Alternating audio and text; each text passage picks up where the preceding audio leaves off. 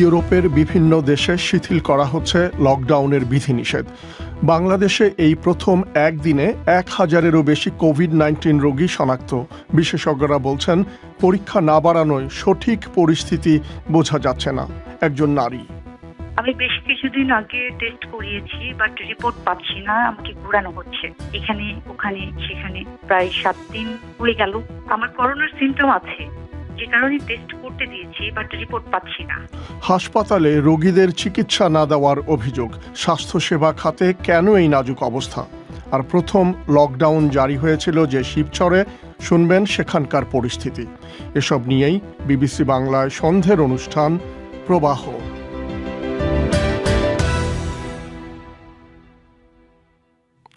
অনুষ্ঠানে আপনাদের স্বাগত জানাচ্ছি মিজানুর রহমান খান।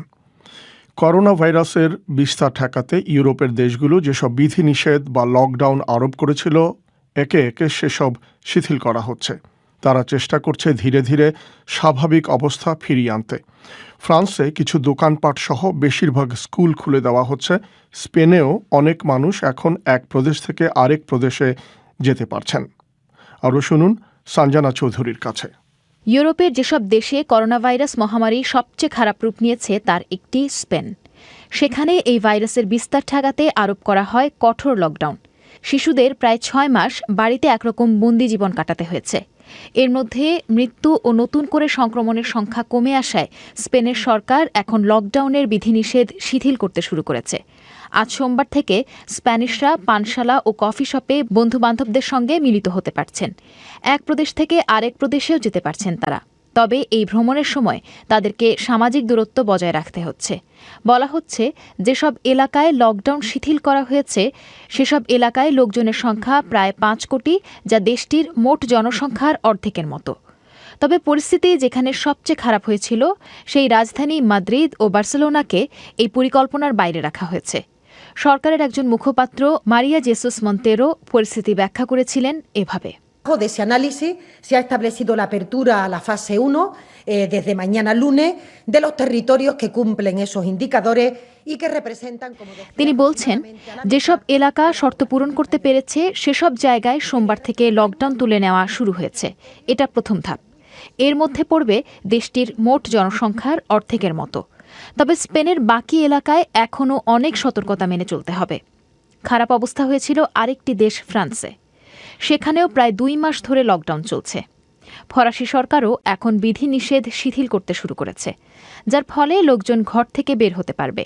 দোকানপাট খুলে দেয়া হচ্ছে। রাজধানী প্যারিসে পাতাল রেল, মেট্রো ও বাস চলছে, তবে সেগুলোতে সামাজিক দূরত্ব বজায় রেখে বসতে হচ্ছে। এছাড়াও গণপরিবহনে চলাচলের সময় মুখে মাস্ক পরা বাধ্যতামূলক করা হয়েছে। আশঙ্কা করা হয়েছিল যে লকডাউন তুলে নিলেই লোকজন দলে দলে ঘর থেকে বের হয়ে আসবে এবং কাজে যেতে শুরু করবে, কিন্তু সেরকম কিছু ঘটেনি। গণপরিবহনে ভিড় কম ছিল এবং রাস্তায় গাড়িও ছিল স্বাভাবিকের তুলনায় অনেক কম। পানশালা ও কফি শপ এখনও বন্ধ। প্যারিসে পর্যটক নেই বললেই চলে। শহরের বাসিন্দারাও সরকারের উপদেশ মেনে ঘরে বসেই অফিসের কাজ করছেন। স্পেন ও ফ্রান্স ছাড়াও ইউরোপের আরও কয়েকটি দেশ, বেলজিয়াম, নেদারল্যান্ডস, সুইজারল্যান্ড, চেক প্রজাতন্ত্র, ইউক্রেন সহ আরও কয়েকটি দেশেও পর্যায়ক্রমে লকডাউন শিথিল করা হচ্ছে। সঞ্জনা চৌধুরী। এবারে নজর দিচ্ছি বাংলাদেশের দিকে। গত 24 ঘন্টায় 1034 জন কোভিড-19 রোগী শনাক্ত হয়েছে। এ সময় মৃত্যু হয়েছে আরও 11 জনের। করোনা ভাইরাসে আক্রান্তদের মধ্যে এই প্রথম একদিনে 1000-এরও বেশি মানুষ শনাক্ত হলো। পরীক্ষা করা হয়েছে 7000-এরও বেশি নমুনা। দেশটিতে প্রতিদিন 10,000 জনের নমুনা পরীক্ষার টার্গেট করা হলেও তা এখনও করা যায়নি। কর্তৃপক্ষের দাওয়া হিসেবে গত 2 মাসে মোট পরীক্ষার সংখ্যা মাত্র 1,30,000। কর্মকর্তারা বলেছেন, নমুনা সংগ্রহ থেকে শুরু করে লোকবলের সমস্যার কারণে পরীক্ষার সংখ্যা বাড়ানো যাচ্ছে না। আর বিশেষজ্ঞদের অনেকে বলছেন যে সংখ্যা না বাড়ানোর কারণে সংক্রমণের সঠিক পরিস্থিতি বোঝা যাচ্ছে না। ঢাকা থেকে কাদির কল্লোল। করোনা ভাইরাসের পরীক্ষা শুরু হওয়ার পর 2 মাসে একটি ল্যাবের জায়গায় এখন 37টি ল্যাবে পরীক্ষা বাড়ানোর বিষয়কে সরকারের পক্ষ থেকে বড় অর্জন হিসেবে তুলে ধরা হচ্ছে, কিন্তু এর এক একটি ল্যাবের উপর নির্ভর করছে কয়েকটি জেলার বা উপজেলার বিশাল সংখ্যক মানুষের পরীক্ষা। দেশের উত্তরে বগুড়ার সিভিল সার্জন গাউসুল আজম বলেছেন, বগুড়ায় মাত্র একটি ল্যাবে নমুনা আসছে 3টি জেলা থেকে, ফলে পরীক্ষায় জট লেগে যাচ্ছে বলে তিনি উল্লেখ করেছেন। আমাদের এখানে শহীদ জিয়াউর রহমান মেডিকেল কলেজ ল্যাবে আমাদের এখানে 2 শিফটেই কিন্তু আমাদের কাজ হয়। যে সক্ষমতা সেটা হচ্ছে 188, 2টা শিফটে আমাদের কিন্তু 188 করেই হচ্ছে। 2টা শিফটের অতিরিক্ত কিন্তু আর এখানে করা সম্ভব নয়। প্রতিদিনই ব্যাকলগ, কিছু না কিছু ব্যাকলগ বা রিসিডিউয়াল কিছু থেকে যাচ্ছে, কারণ 188টা যেটা 2 শিফট, এই 2 শিফটে বেশি একটাও করা সম্ভব না। তাহলে এটা দ্বারাই বোঝা যাচ্ছে যে এখানে আপনার আর একটা ল্যাব না করা ছাড়া এখানে আর করা সম্ভব হবে না। কারণ এই ল্যাবটার উপর আমার 12টা উপজেলা আসছে, করোনা ডেডিকেট হাসপাতাল আসছে, তাছাড়া জয়পুরহাট আসছে, সিরাজগঞ্জ আসছে, যার ফলে 2টা শিফট চালানোর পরও কিন্তু আমি যেটা বললাম ব্যাকলগ থেকেই যাচ্ছে। দেশের বিভিন্ন জেলা থেকেই ল্যাবের সমস্যা এবং পরীক্ষার বিলম্বের একই রকম চিত্র পাওয়া যায়। আরেকটি জেলায় একজন নারী নাম প্রকাশ না করার শর্তে বলেছেন, করোনা উপসর্গ থাকায় 1 সপ্তাহ আগে তিনি নমুনা দিয়েছেন, কিন্তু পরীক্ষার রিপোর্টের জন্য বিভিন্ন জায়গায় ধর্ণা দিয়েও তা পাচ্ছেন না। তিনি এখন এই পরিস্থিতিতে কি করবেন সেটাও বুঝতে পারছেন না। আমি বেশ কিছুদিন আগে টেস্ট করিয়েছি, বাট রিপোর্ট পাচ্ছি না, আমাকে ঘোরানো হচ্ছে এখানে ওখানে সেখানে, বাট রিপোর্ট পাচ্ছি না। প্রায় 7 দিন হয়ে গেল, বাট এখনো রিপোর্ট পাইনি। আমার করোনার সিমটম আছে, যে কারণে টেস্ট করতে দিয়েছি, বাট রিপোর্ট পাচ্ছি না। এ যাবৎ সর্বোচ্চ 7,280 জনের নমুনা পরীক্ষা করা হয়েছে গত 24 ঘন্টায়, আর 2 মাসে মোট 1,30,000-এর মতো নমুনা পরীক্ষা করা হয়েছে। বিশেষজ্ঞরা মনে করেন, বাংলাদেশের জনসংখ্যার অনুপাতে এই পরীক্ষার সংখ্যা খুবই নগণ্য। বিশেষজ্ঞদের অনেকে বলেছেন, যেটুকু পরীক্ষা করা হচ্ছে তাতেই সংক্রমণ বেড়েই চলেছে, সেখানে পরীক্ষার সংখ্যা আরও বাড়ানো প্রয়োজন। কিন্তু পরীক্ষার সংখ্যা না বাড়িয়ে সংক্রমণের হার একটা পর্যায়ে রাখার কোনো কৌশল আছে কিনা এমন সন্দেহ করছেন বিশেষজ্ঞদের অনেকে। তবে সরকার এমন বক্তব্য মানতে রাজি নয়। স্বাস্থ্য মন্ত্রণালয়ের অতিরিক্ত সচিব এবং মিডিয়া সেলের আহ্বায়ক মোহাম্মদ হাবিবুর রহমান খান বলছিলেন, আমরা যেটা করছি সেটা হলো আরটিপিসিআর মেশিনের মাধ্যমে, ল্যাবরেটরিগুলোর মাধ্যমে সঠিক টেস্টটা করার, যে কারণে কিন্তু খুব দ্রুত বাড়ানোটা ডিফিকাল্ট। তারপরেও বলবো যে একটা ল্যাব কাজ করতো, সেখান থেকে কিন্তু এই বিগত 1-1.5 মাসের মধ্যেই দেখছেন যে 37টা পর্যন্ত ল্যাবে উন্নীত করা গেছে, এবং টেস্টের সংখ্যাও কিন্তু ধরেন 6,000 প্লাস মাইনাস হয়েছে। আমাদের চেষ্টা আছে যে আপাতত 10,000 পর্যন্ত আমরা দেখি উন্নীত করতে পারি কিনা, এবং 10,000-কে উন্নীত করতে পারলে ইসনেসারি হয়তো আরো বৃদ্ধির একটা চেষ্টা সরকারের থাকবে এবং আছে। এবং সরকারের সাথে সাথে কমপ্লিমেন্টারি হিসেবে কিন্তু বেসরকারি উদ্যোগেও কিন্তু সরকার স্বাগত জানাচ্ছে। সেটা হলো ধরেন ইতিমধ্যেই কয়েকটা হাসপাতালকে কিন্তু পারমিশন দেওয়া হয়েছে। স্বাস্থ্য অধিদপ্তরের রোগ নিয়ন্ত্রণ বিভাগের সাবেক একজন পরিচালক ডাক্তার বেনজির আহমেদ মনে করেন, নমুনা সংগ্রহ থেকে শুরু করে ল্যাবে পরীক্ষা করা পর্যন্ত লোকবলের অভাব এখনো রয়েছে, ল্যাবের সংখ্যাও কম। এসব ঘাটতি পরীক্ষা বাড়ানোর ক্ষেত্রে এখনো মূল সমস্যা হিসেবে রয়েছে। সরকার বেসরকারি উন্নয়ন সংস্থা ব্র্যাকের সাথে এখন সারা দেশে 600 বুথ তৈরি করে নমুনা সংগ্রহ আরও বাড়ানোর কথা বলছে। প্রতিষ্ঠানটির কর্মকর্তা মোর্শেদা চৌধুরী বলেছেন, তারা পরিকল্পনা অনুযায়ী বুথ তৈরি করে যাচ্ছেন, কিন্তু বুথের কার্যক্রম চালাতে গিয়ে লজিস্টিক বা অন্য বিষয়গুলোতে সরকারের উপরই তাদের নির্ভর করতে হচ্ছে বলে তিনি উল্লেখ করেন। বুথ বানানো কোনো ব্যাপার না, বুথ আমরা তৈরি করেছি, কিন্তু সমস্যাটা হচ্ছে যে লকডাউনের মধ্যে লোক হায়ার করা, স্কিল লোক হায়ার করা এবং ট্রেনিং দেওয়া। পরে আমরা সাথে লজিস্টিক্স আমরা পাচ্ছি সরকারের কাছ থেকে। স্বাস্থ্য মন্ত্রণালয়ের অতিরিক্ত সচিব হাবিবুর রহমান খান বলেছেন, তারা লোকবল মেটানোর চেষ্টা করছেন। এখন যদি কোভিড না থাকতো তাহলে কিন্তু তো তীব্রভাবে বোঝা যেত লজিস্টিক্সের ঘাটতি। লজিস্টিক্সের ঘাটতি ছিল আগের থেকে, আমাদের বেশ কয়েকশো পদ কিন্তু শূন্য ছিল। তো এখন আমরা চেষ্টা করছি যে অন্তত আউটসোর্সের মাধ্যমে যদি কয়েকশো নিতে পারি। কর্মরত টেকনিশিয়ান আমাদের 1100। বিশ্লেষকরা বলছেন, পরীক্ষার সংখ্যা বাড়ানোর ক্ষেত্রে এই ধীরগতি পরিস্থিতির ক্ষেত্রে কোনোভাবেই সহায়ক হবে না। কাদির কল্লোল। বাংলাদেশের স্বাস্থ্য সেবা নিয়ে নানা রকমের অভিযোগ থাকলেও করোনা ভাইরাসের বিস্তার লাভের পর থেকে দেশটির স্বাস্থ্য ব্যবস্থা যে কতটা নাজুক সেই চিত্রটি বেরিয়ে এসেছে। একদিকে হাসপাতালগুলি যেমন কোভিড-19 রোগীদের ঠিকভাবে সেবা দিতে পারছে না, তেমনি অন্যান্য রোগীরাও চিকিৎসা নিতে গিয়ে হয়রানির শিকার হচ্ছেন। সরকারি হাসপাতালগুলোর পাশাপাশি অভিযোগ উঠেছে বেসরকারি হাসপাতালের বিরুদ্ধেও। কিন্তু স্বাধীনতার 50 বছর পরেও স্বাস্থ্য খাতের এমন বেহাল দশার কারণ কি? খোঁজ নিয়েছেন ঢাকায় আমাদের সংবাদদাতা সাইদুল ইসলাম। ঢাকার ধানমন্ডির বাসিন্দা সোহানা ইয়াসমিনের মধ্যরাতে পেটে ব্যথা শুরু হওয়ার পর 3টি হাসপাতাল ঘুরেও ভর্তি হতে পারেননি। পরে ডাক্তার বোনের অনুরোধের পরে একটি হাসপাতাল ভর্তি করতে রাজি হয়। প্রচণ্ড বেদনা নিয়েও তাকে অ্যাম্বুলেন্সে ঘণ্টার পর ঘণ্টা পড়ে থাকতে হয়েছে। অসুস্থ হওয়ার কারণে আমার গায়ে জ্বর ছিল, এ কারণে আমি একজন স্ত্রীরোগ বিশেষজ্ঞের সাথে দেখা করি।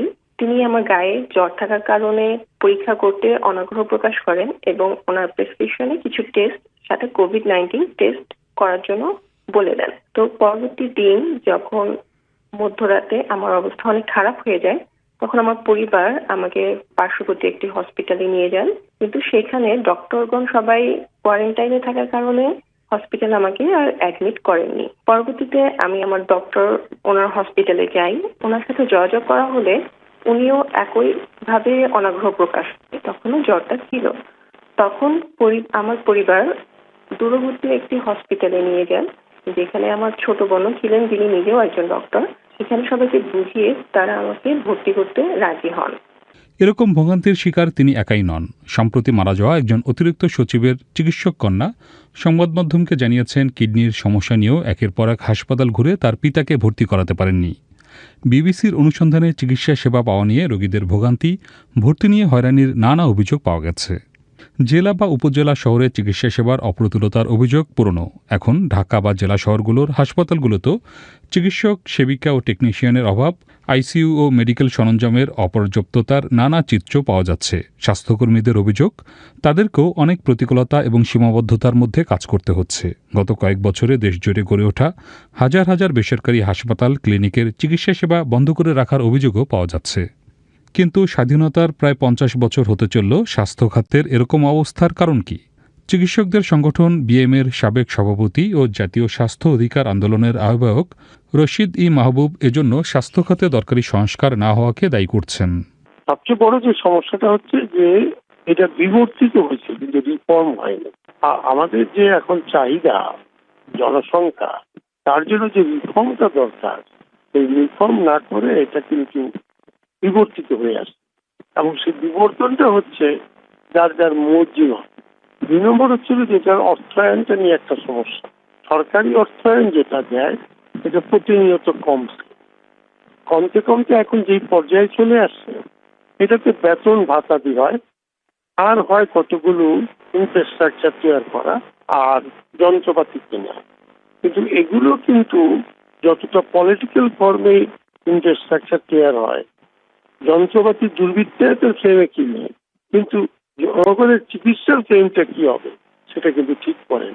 চলতি বাজেটে বাংলাদেশের স্বাস্থ্য খাতের জন্য বরাদ্দ রয়েছে জিডিপির মাত্র 0.89%। আগের বছর ছিল মাত্র 0.92%। জাতিসংঘের একটি প্রতিবেদনে গত বছর বলা হয়েছে, জিডিপির বিচারে এশিয়ার দেশগুলোর মধ্যে স্বাস্থ্য খাতে সবচেয়ে কম বরাদ্দ বাংলাদেশে, কিন্তু সেই বরাদ্দ পুরোপুরি ব্যয়িত হয় না। তবে করোনাভাইরাস পরিস্থিতি সামলাতে সম্প্রতি জরুরি ভিত্তিতে 2000 চিকিৎসক ও 5000 সেবিকা নিয়োগ দেওয়া হয়েছে। আইসিইউ ও হাসপাতাল শয্যা বাড়ানোর কাজও শুরু করা হয়েছে বলে সরকারের তরফ থেকে জানানো হয়েছে। কিন্তু এখনও ঢাকা ও ঢাকার বাইরের সরকারি বেসরকারি চিকিৎসার বেহাল চিত্র খুব একটা পাল্টায়নি। বাংলাদেশ সরকারের স্বাস্থ্য অধিদপ্তরের হাসপাতাল বিভাগের পরিচালক আমিনুল ইসলাম বলছেন, এসব সমস্যা তারা সমাধানের চেষ্টা করছেন।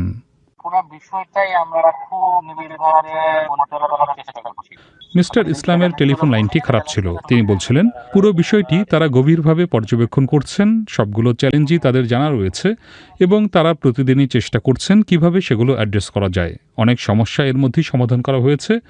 তারা আশা করছেন আগামীতে খুব তাড়াতাড়ি সব সমস্যার সমাধান করতে পারবেন। বাংলাদেশে এখন পর্যন্ত 2টি স্বাস্থ্যনীতি ঘোষণা করা হলো, কখনোই সেগুলোর পুরোপুরি বাস্তবায়ন হয়নি, যার জন্য রাজনৈতিক সদিচ্ছার অভাবকেই দায়ী করছেন বিশ্লেষকরা। স্বাস্থ্য খাতের সংকট সমাধানে তারা বরাদ্দ ও ব্যয় সক্ষমতা বৃদ্ধির পাশাপাশি চিকিৎসা ব্যবস্থা ঢেলে সাজানোরও পরামর্শ দিচ্ছেন। সাইদুল ইসলাম, আপনাদের জানিয়ে রাখি, আজ আমাদের রাতের অনুষ্ঠানে করোনা ভাইরাস সংক্রান্ত আপনাদের বিভিন্ন প্রশ্নের জবাব দেবেন স্বাস্থ্যতন্ত্রের রোগ বিষয়ক বিশেষজ্ঞ চিকিৎসক ডাক্তার রওশন আরা খানম। আপনারা শুনছেন বিবিসি বাংলার প্রবাহ। এবারে মাসুদ হাসান খানের কাছে সংক্ষেপে বিশ্বের আরও কিছু খবর। ব্রিটেনের প্রধানমন্ত্রী বরিস জনসন আংশিকভাবে লকডাউন শিথিলের যে সিদ্ধান্ত নিয়েছেন তা নিয়ে সমালোচনা শুরু হয়েছে। বিরোধী লেবার পার্টির নেতা কিয়ার স্টারমার বলছেন সরকারের পরিকল্পনা অস্পষ্ট। তিনি বলেন প্রধানমন্ত্রী একদিকে মানুষজনকে কাজে যাওয়ার পরামর্শ দিয়েছেন, আবার একই সাথে জনপরিবহন এড়িয়ে চলতে বলেছেন। স্কটল্যান্ড এবং ওয়েলসের প্রাদেশিক সরকারগুলো বলছে মানুষকে ঘরে থাকা পরামর্শ প্রত্যাহারের সময় এখনও আসেনি। ইরানের শীর্ষ একজন স্বাস্থ্য কর্মকর্তা বলছেন করোনা ভাইরাসের সংক্রমণ রোধে পরামর্শ মানা না হলে কঠোর বিধিনিষেধ ফিরিয়ে আনতে হতে পারে। দক্ষিণ পশ্চিমাঞ্চলীয় খুজেস্তান প্রদেশে নতুন করে সংক্রমণ বাড়ায় উদ্বেগ প্রকাশ করেছেন উপস্বাস্থ্যমন্ত্রী আলী রেজা রাইসি। খুজেস্তানে নতুন করে কঠোর বিধিনিষেধ আরোপ করা হয়েছে। ইরানের সামরিক বাহিনী বলছে ওমান উপসাগরে এক সামরিক মহড়ার সময় তাদের একটি যুদ্ধজাহাজ দুর্ঘটনাবশত আরেকটি ইরানি নৌযানের উপর ক্ষেপণাস্ত্র ছুড়লে 19 জন নাবিক নিহত হয়েছে। হরমুজ প্রণালীর কাছেই ঘটা এই ঘটনায় আরও 15 জন আহত হয়। রাষ্ট্রীয় টেলিভিশনে বলা হয় মহড়ার সময় একটি সহযোগী জাহাজ একটি লক্ষ্যবস্তুর খুব কাছে চলে এসেছিল এবং ক্ষেপণাস্ত্রের আঘাতে সেটি ডুবে গেছে। আফগানিস্তানের গুপ্তচর সংস্থা বলছে তারা ইসলামিক স্টেট গোষ্ঠীর দক্ষিণ এশিয়া এবং দূরপ্রাচ্য অঞ্চলের নেতা জিয়াউল হককে গ্রেফতার করেছে। বলা হয় রাজধানী কাবুলে সেনাবাহিনীর এক বিশেষ অপারেশনে আইএসের অন্য আরও 2 জন নেতাসহ জিয়াউল হককে আটক করা হয়। সে শেখ ওমর খোরাসানি নামেও পরিচিত। আফগানিস্তানের তালেবানি প্রধান জঙ্গি গোষ্ঠী, কিন্তু দেশটির কিছু অংশে আইএস সক্রিয় এবং তারা কাবুলে বেশ কয়েকটি বোমা হামলা চালিয়েছে। দক্ষিণ দারফুরে জাতিগত সংঘর্ষের পর সুদান সেখানে 300 সামরিক যান পাঠিয়েছে। এই সংঘর্ষে কয়েক ডজন মানুষ নিহত হয়েছে। সুদানের আধা সামরিক বাহিনী র্যাপিড সাপোর্ট ফোর্সেসের অধিনায়ক মেজর জেনারেল আব্দুল রহিম হামাদান ডাগালো এই অভিযানের নেতৃত্ব দিচ্ছেন। নেপাল জানিয়েছে তারা ভারতের সঙ্গে সীমান্তে ফাঁড়ির সংখ্যা বাড়াবে এবং নিরাপত্তা বাহিনী মোতায়েন করবে। হিমালয় অঞ্চলে এক গিরিপথ নিয়ে দুদেশের মধ্যে উত্তেজনা চলছে। ভারতীয় সংবাদপত্র দ্য হিন্দুকে দেয়া এক সাক্ষাৎকারে প্রধান নেপালের পররাষ্ট্রমন্ত্রী প্রদীপ গাওয়ালি সীমান্ত নিয়ে আগের চুক্তি মেনে চলার জন্য ভারতের প্রতি আহ্বান জানিয়েছেন। ধন্যবাদ মাসুদ। মার্চের 3য় সপ্তাহ নাগাদ বাংলাদেশে যখন 17 জনের দেহে করোনা ভাইরাস শনাক্ত হয় তখন সরকারের স্বাস্থ্যমন্ত্রী জানিয়েছিলেন যে আক্রান্তদের অধিকাংশই ফরিদপুর, মাদারীপুর এবং শিবচরের। পরে জানা যায় যে এই 17 জনের মধ্যে 8 জনই ছিল শিবচরের। এরপর ঢাকার কাছের এই উপজেলাতেই প্রথম লকডাউন জারি করা হয়। 1.5 মাসেরও বেশি সময় পর এই শিবচরে এখন বাজার ও দোকানপাট সীমিত পরিসরে খুলে দেওয়া হয়েছে। শিবচরে করোনা ভাইরাসের পরিস্থিতি সম্পর্কে খোঁজ নিয়েছেন আমাদের সংবাদদাতা রাকিব হাসনাত। তিনি এখন সরাসরি যোগ দিচ্ছেন ঢাকা স্টুডিও থেকে।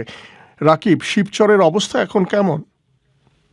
সেখানকার উপজেলা নির্বাহী কর্মকর্তা, নির্বাচিত জনপ্রতিনিধি এবং গণমাধ্যম কর্মীদের অনেকের সাথে আমার কথা হয়েছে। তারা যেটি বলছেন যে সরকারিভাবে লকডাউন শিথিলের পর সেখানে এখন সীমিত পরিসরে কাঁচা বাজার, দোকানপাট খোলার অনুমতি দেওয়া হয়েছে, যার ফলে প্রশাসন থেকে সামাজিক দূরত্ব বজায় রাখার কথা বলা হলেও আসলে বাজার এবং দোকানপাটে ভিড় করছে মানুষ।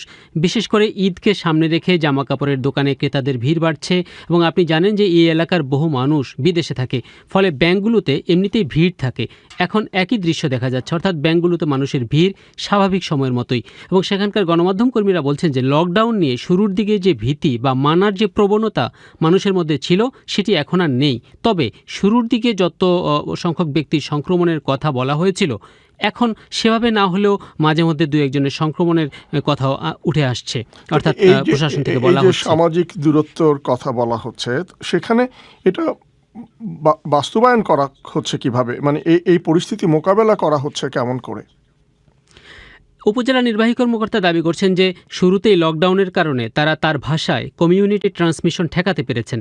এখন বেশ কয়েকজন আক্রান্ত হলেও তিনি বলছেন যে এখন পর্যন্ত মোট করোনা শনাক্ত হয়েছে 24 জন, অথচ শুরুর দিকে যেটি ছিল সারা দেশে 17 জনের মধ্যে 8 জন। তো লকডাউন শিথিলের পর এখন বিক্রেতাদের মাস্ক পরা, ক্রেতাদের জন্য হ্যান্ড স্যানিটাইজার রাখতে বলা হচ্ছে এবং কাঁচা বাজারগুলোতে স্বেচ্ছাসেবক নিয়োগ দেওয়া হয়েছে সামাজিক দূরত্ব নিশ্চিত করার জন্য। এবং উপজেলা চেয়ারম্যান তিনি বলছেন যে কাঁচা বাজার যেটি, অর্থাৎ মাছ, তরি তরকারি যেখানে বেচা কেনা হয়, সেখানে সকাল থেকে বেলা 11টা পর্যন্ত সময় বেঁধে দেওয়া হয়েছে এবং এরপর অন্য দোকানপাট খুলবে এবং চলবে বেলা 4টা পর্যন্ত। আর এর মধ্যে যদি নতুন কারো করোনা উপসর্গ দেখা দেয় তাহলে তাকে কোয়ারেন্টাইনে রাখা হবে এবং তার এলাকা লকডাউন করা হচ্ছে। রাকিব, খুব সংক্ষেপে এই শিবচরে এত মানুষ মানে শুরুর দিকে আক্রান্ত হওয়ার পেছনে কারণ কি ছিল? এর মূল কারণ যেটি বলছেন যে বিদেশে অর্থাৎ বিশেষ করে ইটালি সহ ইউরোপের বিভিন্ন দেশ থেকে যখন প্রবাসীরা আসা শুরু করে ফেব্রুয়ারি মাসের শেষ নাগাদ, সেখান থেকেই করোনা সংক্রমণের শুরু হয় তারা সেটি বলছেন, এবং এরপর ইটালি ফেরত একজনের করোনা উপসর্গ প্রকাশের মধ্য দিয়েই মূলত সংক্রমণ সেখানে শুরু হয় এবং পরে তার ধারাবাহিকতায় 19শে মার্চ সেই উপজেলাটি লকডাউন করে দেওয়া হয় এবং সেটি কার্যকরভাবে প্রয়োগ করা গেছে বলেই সেখানকার কর্তৃপক্ষ বলছেন এবং সে কারণেই করোনার বিস্তার ঠেকানো গেছে বলে তারা মনে করছেন। আপনাকে অনেক ধন্যবাদ। ঢাকা থেকে বলছিলেন রাকিব হাসনাত। ভারতে করোনা ভাইরাসের বিরুদ্ধে লড়তে যখন সারা দেশে লকডাউন চলছে, তার মধ্যে একের পর এক রাজ্য শিল্প মালিকদের স্বার্থে শ্রম আইনে ব্যাপক পরিবর্তন নিয়ে এসেছে। সবচেয়ে বড় পরিবর্তন এনেছে ভারতের সর্বাধিক জনবহুল রাজ্য উত্তরপ্রদেশ। তারা 3 বছরের জন্য সেখানে কার্যত সব শ্রম আইনই মুলতবি করে দিয়েছে। দিল্লি থেকে শুভজ্যোতি ঘোষ। গত 4-5 দিনের ভেতর ভারতে মধ্যপ্রদেশ, গুজরাট, পাঞ্জাব, রাজস্থান বা উড়িষ্যার মতো একের পর এক রাজ্য তাদের শ্রম আইনে পরিবর্তন এনে শিল্প মালিকদের নানা সুবিধে করে দিয়েছে। তবে এখানেও সবাইকে ছাপিয়ে গেছে উত্তরপ্রদেশের যোগী আদিত্যনাথ সরকার। তারা এই লকডাউনের মধ্যেও এমন একটি অর্ডিন্যান্স এনেছে যা সে রাজ্যে শ্রমিকদের প্রায় সব অধিকারই 3 বছরের জন্য স্থগিত করে দিয়েছে। এর ফলে সেখানে মিনিমাম ওয়েজেস বা ন্যূনতম পারিশ্রমিক আইনও বলবৎ হবে না, ছাঁটাইয়ের বিরুদ্ধে কর্মীরা আপিল করতে পারবেন না, এমনকি কলকারখানায় নিরাপদ কর্মপরিবেশ সৃষ্টিরও কোনো দায় থাকবে না শিল্প মালিকদের। जो श्रमिकों के लिए घड़ियाली आंसू बहा रहे हैं, शायद उनको ये नहीं पता कि हमने नए निवेश के रास्ते को खोलते वक्त श्रमिकों के हितों को ध्यान में रखा है। উত্তরপ্রদেশের শ্রমমন্ত্রী স্বামী প্রসাদ মৌর্য বলছেন, যারা শ্রমিকদের জন্য কুমিরের কান্না কাঁদছেন তাদের বোধহয় এটা জানা নেই যে রাজ্যের শ্রমিকদের কল্যাণে নতুন লগ্নি টানতেই আমরা এই পদক্ষেপ নিয়েছি, যাতে আরো বেশি সংখ্যায় মানুষ রোজগার পান, বন্ধ হয়ে যাওয়া পুরনো কলকারখানা আবার খোলে এবং উত্তরপ্রদেশের মানুষকে রুটি রুজির সন্ধানে অন্য রাজ্যে যেতে না হয়, সেজন্যই আমরা এই অর্ডিন্যান্স এনেছি। অনুরূপভাবে আরেকটি বিজেপি শাসিত রাজ্য মধ্যপ্রদেশেও আগামী 3 বছর মালিকদের ইচ্ছে মতো নিয়োগ ও ছাঁটাইয়ের স্বাধীনতা দেওয়া হয়েছে। বলা হয়েছে শ্রম দপ্তর এ ব্যাপারে কোনো হস্তক্ষেপ করবে না। ত্রিপুরাতে সরকার দৈনিক সর্বোচ্চ কাজের মেয়াদ 12 ঘন্টা করারও প্রস্তাব এনেছে। দেশের সবগুলো ট্রেড ইউনিয়ন এই সব পদক্ষেপের বিরুদ্ধে সরব হয়েছে, এমনকি আরএসএস এর শ্রমিক শাখা পর্যন্ত হুঁশিয়ারি দিয়েছে এই ধরনের জঙ্গলরাজ মেনে নেওয়া সম্ভব নয়। কংগ্রেস নেতা রাহুল ও প্রিয়াঙ্কা গান্ধীও এই পদক্ষেপের তীব্র নিন্দা করেছেন। उद्योग को पुनः स्थापित करना चाहिए क्योंकि वो हमारे विकास की रीढ़ है, पर उसकी कीमत गरीब मजदूर को नहीं चुकानी चाहिए। उत्तर प्रदेश सरकार ने जो संशोधन करके উত্তরপ্রদেশে কংগ্রেসের পরিষদীয় দলনেতা অনুরাধা মিশ্রর কথায়, হ্যাঁ, শিল্প অবশ্যই পুনঃস্থাপিত করতে হবে, কিন্তু সেটা কিছুতেই গরিব মজদুরদের রক্তের বিনিময়ে হতে পারে না। করোনা ভাইরাস মহামারীতে সবচেয়ে যারা ক্ষতিগ্রস্ত হয়েছেন তারা আমাদের এই শ্রমিকরা। এখন উত্তরপ্রদেশ সরকার কি মরার ওপর খাঁড়ার ঘা দিতে চাইছে? তাদের সব অধিকার কেড়ে নেওয়া হচ্ছে, কাজের সময়, সুরক্ষা, কিছুরই বালাই নেই। मजदूरों को उनके अधिकार से वंचित किया गया है, ना उनकी समय सीमा, ना उनकी सुरक्षा। কোভিড-19 বিপর্যয় শুরু হওয়ার অনেক আগে থেকেই ভারতের শিল্পমহল কঠিন সময়ের মধ্যে দিয়ে যাচ্ছিল। এখন সেই সংকট আরো গভীর হয়েছে। ফলে দেশের বাণিজ্য ও শিল্প জগতের দিকপালরা কিন্তু এইসব পরিবর্তনকে স্বাগত জানাচ্ছেন। তারা যুক্তি দিচ্ছেন, শ্রম আইনের পরিবর্তনের ফলে দেশের শিল্প জগৎ একটা লাইফলাইন পেলেও পেতে পারে। দেশের শীর্ষ বণিক সংগঠন সিআইআই এর সাবেক chair Pradeep Bhargava. I run an enterprise. If my business goes down, I reduce my orders on suppliers. There is no law which says keep the supplier order the same whether the business goes up or down. Mister Bhargava যুক্তি দিচ্ছেন, আমার ব্যবসায় ভাটা পড়লে আমি সাপ্লায়ারদের কাছ থেকে order কমিয়ে দিতে পারি, ব্যবসায় সুদিন এলে ব্যাংক থেকে বাড়তি লোন চাইতে পারি। এমন কোনো আইন নেই যেটা বলে ব্যবসায় ভালো মন্দ যাই হোক তোমাকে একই অর্ডার দিয়ে যেতে হবে, একই পরিমাণ ঋণ নিয়ে যেতে হবে। শুধু এই নিয়োগের ক্ষেত্রে এসে বলা হচ্ছে ব্যবসার অবস্থা যাই হোক তোমার কর্মী কমানো চলবে না। তো এই বিচিত্র আইন তো পাল্টানোই দরকার, তাই না? শিল্প আগে বাঁচলে তবে না শ্রমিকদের বাঁচার প্রশ্ন আসে। ক্ষমতাসীন বিজেপিও যুক্তি দিচ্ছে, মহামারীর পর ভারতকে একটি সফল ম্যানুফ্যাকচারিং হাব বা উৎপাদন কেন্দ্র হিসেবে গড়ে তুলতে হলে শ্রম আইনে এই ধরনের সংস্কার অপরিহার্য। তবে শ্রমিক নেতারা মনে করছেন রাতারাতি ভারতকে কখনোই চীনের মতো ম্যানুফ্যাকচারিং হাবে পরিণত করা সম্ভব নয়। আর সে চেষ্টা করতে গেলে দেশের গরিব মজদুরদেরই তার মূল্য চোকাতে হবে। শুভজ্যোতি ঘোষ, দিল্লি থেকে। ফেসবুকে আজ যেসব বিষয়ে আলোচনা হচ্ছে এখন সে কথা জানাচ্ছেন আফরোজা নীলা। ধন্যবাদ মিজান। সামাজিক মাধ্যমের আলোচিত খবরগুলো নিয়ে হাজির হয়েছি আমি আফরোজা নীলা, সঙ্গে আছেন আমি ফয়সাল তিতুমির। নীলা, চট্টগ্রামের একটি খবর নিয়ে ফেসবুকে কিন্তু বেশ আলোচনা দেখা যাচ্ছে। চট্টগ্রামের পটিয়া উপজেলায় করোনা ভাইরাসে আক্রান্ত এক স্বাস্থ্যকর্মী ও তার পরিবারের সদস্যদের প্রতিবেশীরা পেট্রোল দিয়ে পুড়িয়ে মারার হুমকি দিয়েছে বলে অভিযোগ পাওয়া গেছে। শনিবার রাতে পটিয়া পৌরসভার একটি এলাকায় এই ঘটনা ঘটেছে। খবরে বলা হচ্ছে উপজেলা স্বাস্থ্য কর্মকর্তার কাছে হুমকির বিষয়টি জানিয়েছেন ওই স্বাস্থ্যকর্মী। তিতুমির, মাঝে মধ্যে দেখা যাচ্ছে যে করোনা ভাইরাসের এই পরিস্থিতিতে দেশের স্বাস্থ্যকর্মী, ডাক্তার, নার্স সহ এই ভাইরাসে আক্রান্ত রোগীদের অমানবিক অবস্থার মধ্যেই পড়তে হচ্ছে। এই নিয়ে নানা মন্তব্য আছে ফেসবুকে। নীলয় নীল লিখেছেন, এরকম হুমকি দেওয়া কিছু মানুষকে ধরে জেলে ঢুকিয়ে দেওয়া আর তার সাথে নিউজ ভালোভাবে ছড়িয়ে দিলে এই ধরনের কাজ আর কেউ করার সাহস পাবে না। আনিক আহমেদ লিখেছেন, এত সাহস এরা পায় কোথায়? ভ্রাম্যমাণ আদালতের মাধ্যমে এদের শাস্তির ব্যবস্থা করতে হবে। এদিকে জিন্নাত আলী জিনাত বলছেন, আমিও কিন্তু এরকম বিপদের মধ্যে আছি। আমার জন্য দোয়া করবেন সবাই, যেন মহান রাব্বুল আলামিন আমাকে দ্রুত সুস্থ করে দেন। তারেক আকন্দ লিখেছেন, করোনার বিধিনিষেধ মানুষ মানছে না। করোনায় আক্রান্ত হলে সমাজ তাকে ঘৃণার চোখে দেখে। এটা মানসিক সমস্যা। একটি ছবি নিয়ে কিন্তু সামাজিক মাধ্যমে অনেকেই আলোচনা করছেন। হাসান মাহমুদের তোলা ছবি প্রথম আলোর ফেসবুক পাতায় প্রকাশের পর এই নিয়ে অনেকেই আলোচনা করছেন। ছবিটিতে দেখা যাচ্ছে এক বয়স্ক নারী একটি দোকানের সামনে দাঁড় করিয়ে রাখা পোশাক পরা পুতুলের কাছে সাহায্য চাইছেন। নীলে, এই ছবিটির ক্যাপশনে বলা হচ্ছে, পাবনা সদরের ফৈজুন খাতুন ব্যাংকে এসেছিলেন বয়স্ক ভাতা তুলতে। মেয়াদ পূর্ণ না হয় টাকা পাননি তিনি, কিন্তু তার ঘরে নেই খাবার, তাই তিনি মার্কেটে ঢুকে সাহায্যের আবেদন করতে থাকেন। 10ই মের তোলা এই ছবিটি। এ নিয়ে নানান রকম মন্তব্য আসছে। যেরকম রবিউল কাউসার নামের একজন লিখেছেন, ঈদে শপিং না করে অসহায় ও দরিদ্র পরিবারের পাশে দাঁড়ানো উচিত। জীবন থাকলে জীবনের অনেক ঈদ পাওয়া যাবে। মোহাম্মদ হাফিজুর রহমান লিখেছেন, বয়স্ক ভাতার মেয়াদ পূর্ণ হয়নি, এটা না হয় মেনে নেওয়া গেল, কিন্তু এই দুঃসময়ে সরকার যে 1000 কোটি টাকা প্রণোদনা ঘোষণা করলো, সেই টাকার বন্টন কি ঠিক মতো হয়েছে কিংবা হচ্ছে? যদি হতো তাহলে মনে হয় না তার মতো এক বৃদ্ধাকে বয়স্ক ভাতা তুলতে এসে সাহায্যের জন্য হাত পাততে হতো। মেরাজুল ইসলাম লিখেছেন, ছবিটির কারণে এখন এই মা সাহায্য পাবে। সাংবাদিকের কাজ সমাজের ভুলে আঙুল দিয়ে দেখিয়ে দেয়। অন্যদিকে করোনা পরিস্থিতির মধ্যে ভার্চুয়াল বিচার ব্যবস্থায় প্রবেশ করল বাংলাদেশ। এই খবরটি নিয়েও আজ আলোচনা আছে। বেশ কয়েকটি গণমাধ্যমে প্রকাশিত খবরে বলা হচ্ছে যে ভার্চুয়াল ব্যবস্থায় আসামিকে জেলখানায় রেখে, আইনজীবীকে বাসায় রেখে আর সাক্ষীকে অন্য জায়গায় রেখে ভিডিও কনফারেন্সিং এবং অন্যান্য ডিজিটাল পদ্ধতিতে বিচার কাজ করা সম্ভব হবে। এ নিয়ে বিমল দেব কান্তি লিখেছেন, আইনজীবীদের ট্রেনিং দিতে হবে বিনা খরচায়।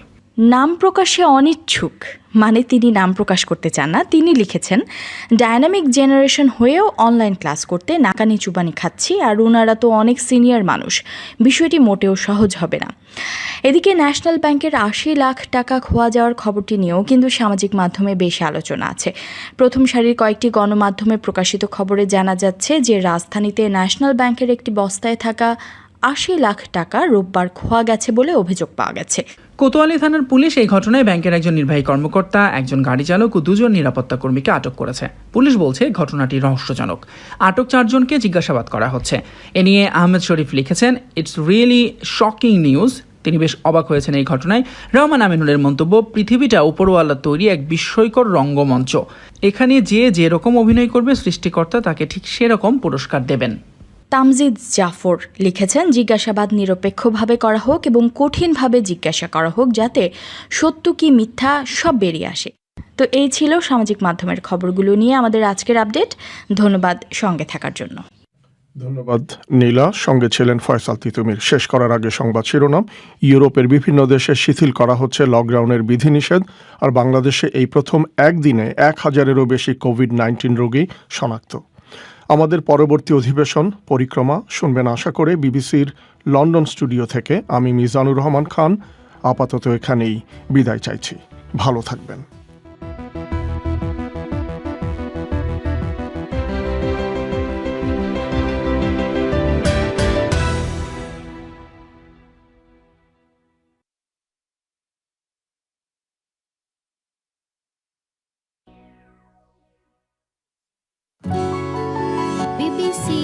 This is the BBC.